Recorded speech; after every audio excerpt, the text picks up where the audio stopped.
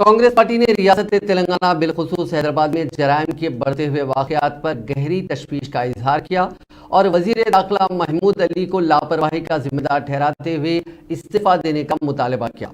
हफ्ते को गांधी भवन में एक प्रेस कॉन्फ्रेंस से खिताब करते हुए तेलंगाना प्रदेश कांग्रेस कमेटी के तर्जुमान सैयद निजामुद्दीन ने इल्जाम लगाया कि बीआरएस हुकूमत जराइम की रोकथाम को तरजीह देने में नाकाम रही है। उसके बजाय हुकूमत ने कॉर्पोरेट तर्ज के पुलिस स्टेशन और नई गाड़ियों जैसी सतही चीजों पर ज्यादा तवज्जो दी है।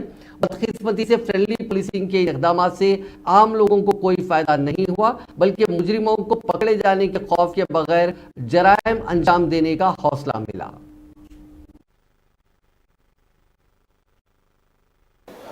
शहर हैदराबाद में 15 घंटे में 7 मर्डर केस और 2 अटेम्प्ट मर्डर केस रजिस्टर हुए। मइलाड़देवपल्ली में double murder case, Chappa Chabutra में double murder case, Narsingi police station, Chaderghat police station, Boinpally police station में एक मर्डर केस रजिस्टर हुआ। इसके अलावा एसआर नगर पुलिस स्टेशन में 2 अटेम्प्ट मर्डर केस हुए।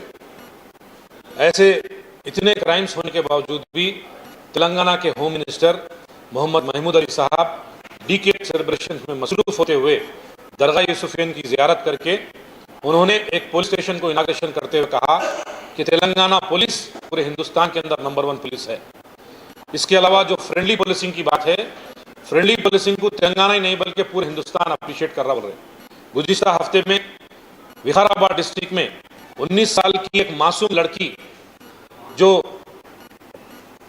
नर्सिंग की स्टूडेंट है, उन्होंने अपने जाति अपने भवने के साथ लड़ाई हुई तो उनको दूसरे को उठा के ले जाके उसको जो है ना बुरी तरीके से उसको मार दिया गया।